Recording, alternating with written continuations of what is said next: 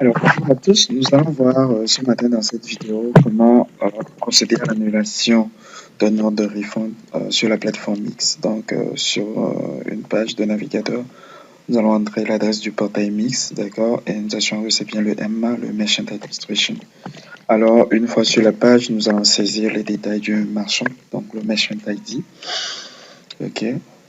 Et ensuite, l'opérateur ID, d'accord, il faut que ce soit un opérateur à qui nous avions préalablement donné des droits de refund et de void, ok. Donc, je mets l'opérateur ID et le mot de passe et ensuite, on clique tout simplement sur Login, ok. Alors, une fois sur le portail, vous voyez donc la première invite, d'accord, nous dit clairement le nom de l'utilisateur qui est connecté et ensuite la date de la dernière connexion. En tant que menu, nous avons le search, le report, le admin et puis le logout. Mais pour notre sujet aujourd'hui, nous allons juste cliquer sur search pour avoir la liste, pour accéder donc au rapport financier. Donc c'est ce rapport financier de transaction où nous allons identifier la transaction pour laquelle nous voulons initier l'annulation. Donc pour procéder, nous allons tout simplement cliquer sur search. Voilà. Ok. Alors ça m'enligne. Voilà. Donc nous avons donc le order search et puis le financial transaction search. Donc vu qu'il s'agit d'un refund, donc c'est un order, donc c'est un order search. Ok, donc nous cliquons sur order search. Et là, comme d'habitude, il y a l'invite de date. Il faut saisir la date de début et puis la date de fin. Ok, nous allons pas aller trop loin puisque nous avons fait récemment un refund. Donc, on va juste aller. D'accord, donc il faut toujours noter, hein, c'est le format anglais pour la date, donc le mois, le jour et l'année. Alors, submit.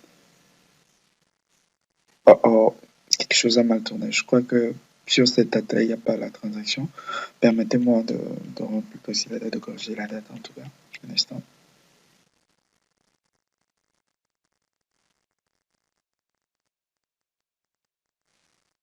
Donc, je corrige.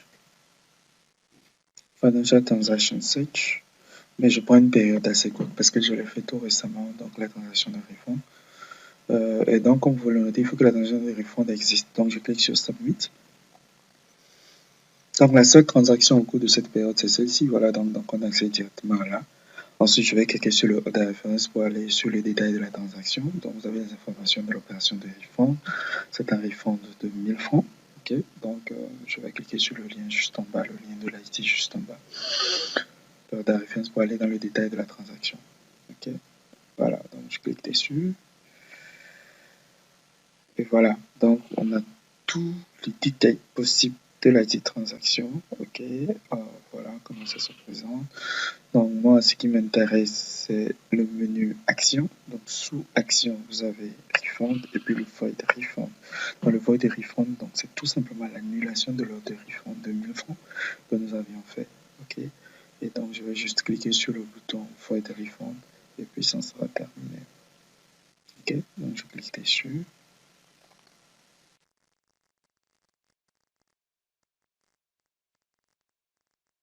Voilà.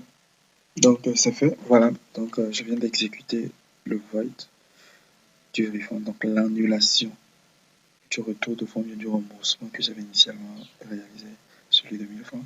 Et lorsque vous scrollez un peu plus bas, donc vous avez donc le void qui vient donc d'apparaître dans le report tout en bas.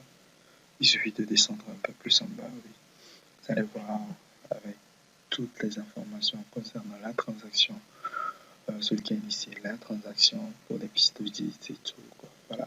Donc, merci beaucoup de suivre notre chaîne, de suivre cette vidéo. Bye bye, à la prochaine.